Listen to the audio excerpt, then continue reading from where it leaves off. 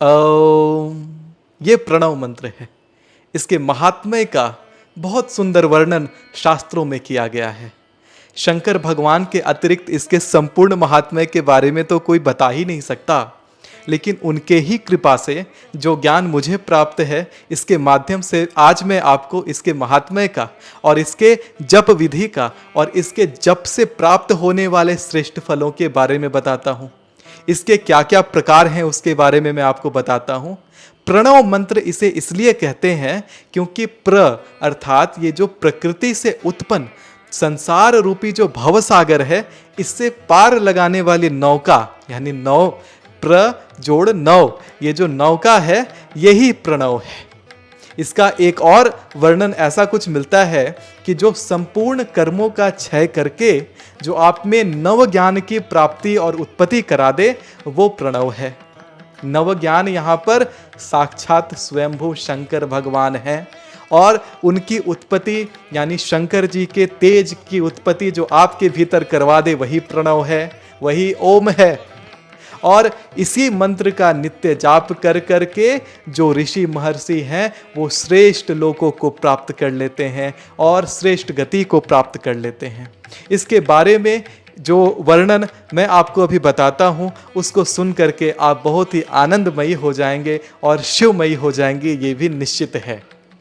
तो प्रणव एक प्रकाश के समान है जो नव ज्ञान की उत्पत्ति आपके भीतर शिव रूप में कर देता है।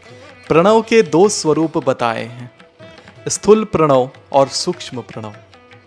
जिसे हम सुप्रचलित रूप से जानते हैं ओम, ये सूक्ष्म प्रणव है, और नमः शिवाय ये स्थूल प्रणव है। जो जीवन से मुक्त हैं और जीवन की सभी लालसाओं और कामनाओं से मुक्त हैं, उनके लिए सभी अर्थ का साधन सूक्ष्म प्रणव होता है।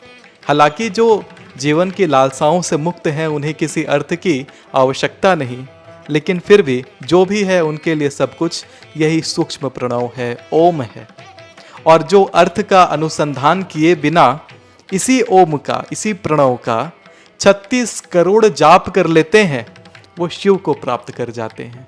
और जीते जी भी और शरीर के नष्ट होने पर भी ऐसे व्यक्ति शिव के समान होते हैं और शिव के समान ही पूजनीय होते हैं। जब भी कभी हम इस प्रकार के अनुष्ठान करते हैं, उसमें जो आचार्य रूप में आते हैं या फिर उसमें जो ब्राह्मण आते हैं, ब्राह्मण श्रेष्ठ आते हैं, इन सभी की पूजन भी शिव रूप में ही करी जाती है। जिसमें कि शंकर भगवान के ये जो 5 मुख हैं, अघोर, वामदेव, ईशान, तत्पुरुष और साधुजात, ये जो 5 मुख शंकर भगवान के हैं, इन 5 मुखों के रूप में 5 ब्राह्मणों का पूजन किया जाता है ना।